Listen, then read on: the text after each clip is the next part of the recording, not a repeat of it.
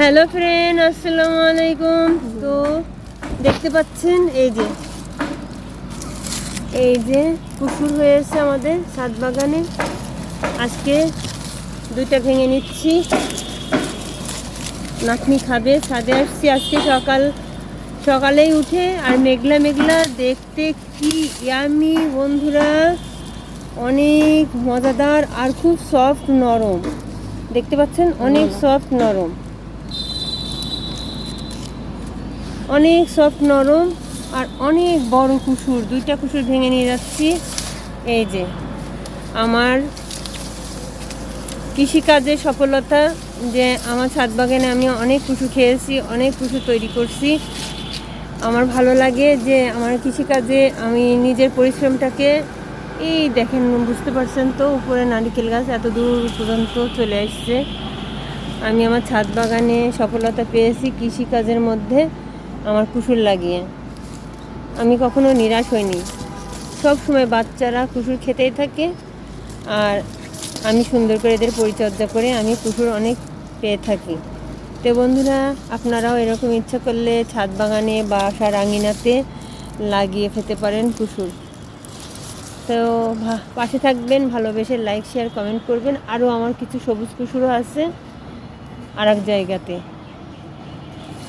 তো বন্ধুরা, আর একটা ভেঙে নিচ্ছি। পরিবারের ছোট ছোট বাচ্চারা আছে, এদেরকে আর খুবই নরম, টান দিলেই ভেঙে যায়, দেখতেই পাচ্ছেন। এই যে বন্ধুরা, ভেঙে গেল। এখন আমি আসছি আজকে কৃষিকাজ করতে, আর কৃষিকাজ করতে আমার খুব ভালো লাগে। আমি গ্রামকে ভালোবাসি, গ্রামের মানুষকে ভালোবাসি, আর গ্রামের মানুষের পরিশ্রম দেখলে আমার খুব মায়া লাগে। তাদের কথা মনে হলে পরে খুব কষ্ট হয়, আর তাই আমি নিজে বাসাতেই ছাদ কৃষিকাজ করি, আর তাদের পরিশ্রমের কথা মনে করি, আর ভাবি যে এত কষ্ট করে তারা আমাদের জন্য। তাদেরকে সবসময় ভালোবাসার চোখে দেখতে হবে, ভালোবাসার চোখে রাখতে হবে, ভালোবেসে তাদের পাশে থাকতে হবে। তে ভালো লাগলে লাইক শেয়ার কমেন্ট করবেন। সবজি শেষ, তো ভাবছিলাম কি লাগাবো। শীত তো শেষ, এখন আর লাগানোর কি আছে। লাউ গাছ লাগিয়েছিলাম, তো ওই দূরে সর্বনাশ করে দিয়েছে। অনেক আশা করেছিলাম দুই একটা যাই হোক আল্লাহ তাআলা লাউ দিবে, খেতে পারবো। তো আল্লাহ তাআলা অসংখ্য লাউ ধরিয়েছিল, কিন্তু আমার ইঁদুরে একদম বেহাল অবস্থা করে দিয়েছে।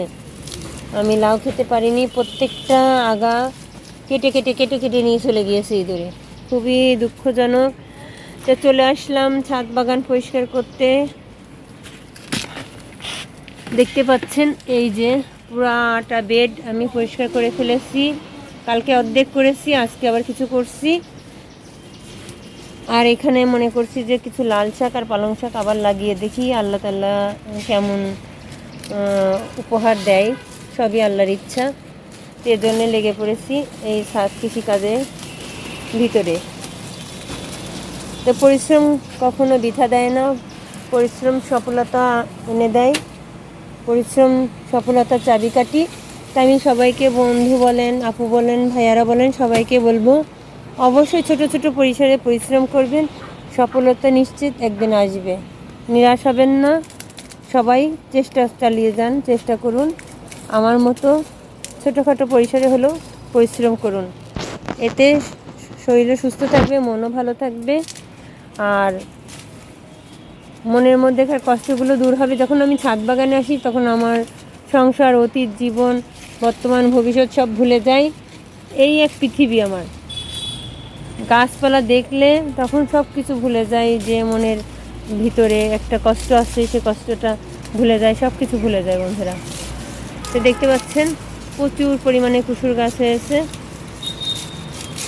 এই কুসুর গাছ আমার সংসারে, আমার বাচ্চাদের শখ চাহিদা সব কিছু পূরণ করে, আর ভালো লাগে দেখতে। যখন খাই তখন মনে হয় যে অনেক পরিশ্রম করেছিলাম, সেই পরিশ্রমের সফলতা আজ পাচ্ছি।